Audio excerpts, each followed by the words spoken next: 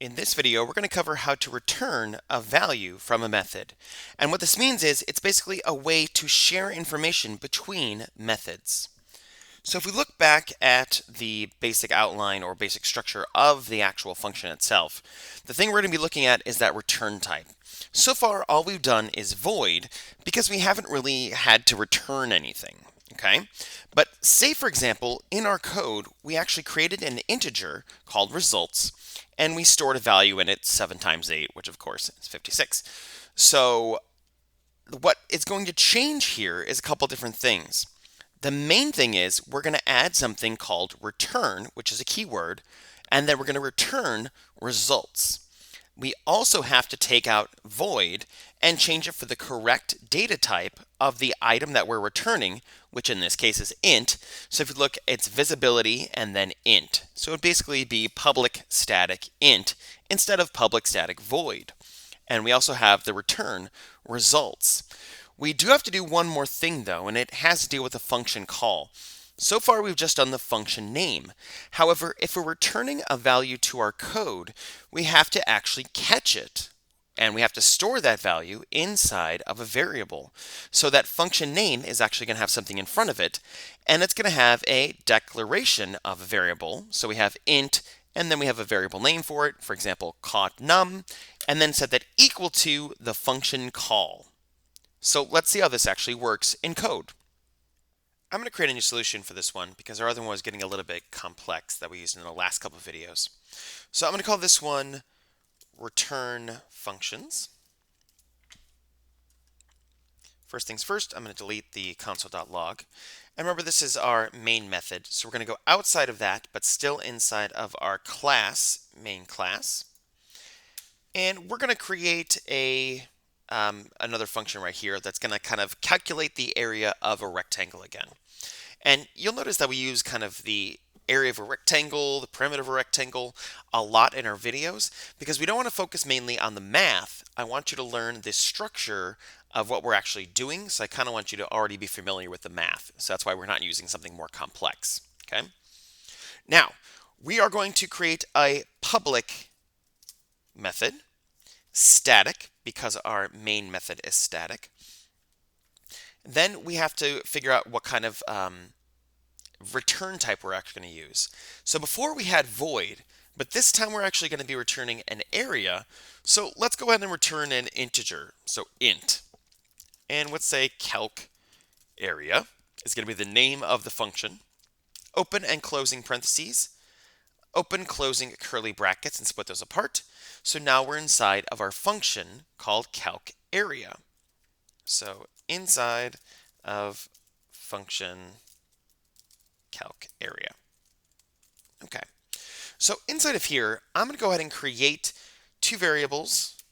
So create two variables for width and length. So we'll make them integers. So int width, and I'm just going to set it equal to something, so it doesn't really matter, 6, and int height equal to 7. Now, normally you would create variables in your main method, but we'll actually cover that a little bit later. And normally in your programs, you would actually be prompting the user for these values. But later in these videos, we'll create a whole entire one that does that as well. But for now, it's just easier to type in these values. So inside of our method for calculating the area, let's calculate the area of a rectangle. So we'll store that as an integer. So int area equals width times height, and then a semicolon. Now, if I try to run this right now, we're going to get an error message, and I actually want you to see it just in case you come across it. So in my main method, I'm going to do the function call, so calc area, open, closing, and a semicolon. And if I try to run it, look what happens. It has a stopping error, and it says, hey, not all code paths return the value, because we are specifically telling it that we're returning an int data type, but we haven't returned anything down here. And that's going to be a little bit wonky. So we always have to, if we're going to declare the data type that we're going to return, we have to make sure we return it. So I have to come inside of here and then we're going to return the area. So basically what that means is I'm going to type out lowercase return, which is a special protected keyword, and then the variable, and we can only get one, that I want to return, so that's going to be area, and then a semicolon.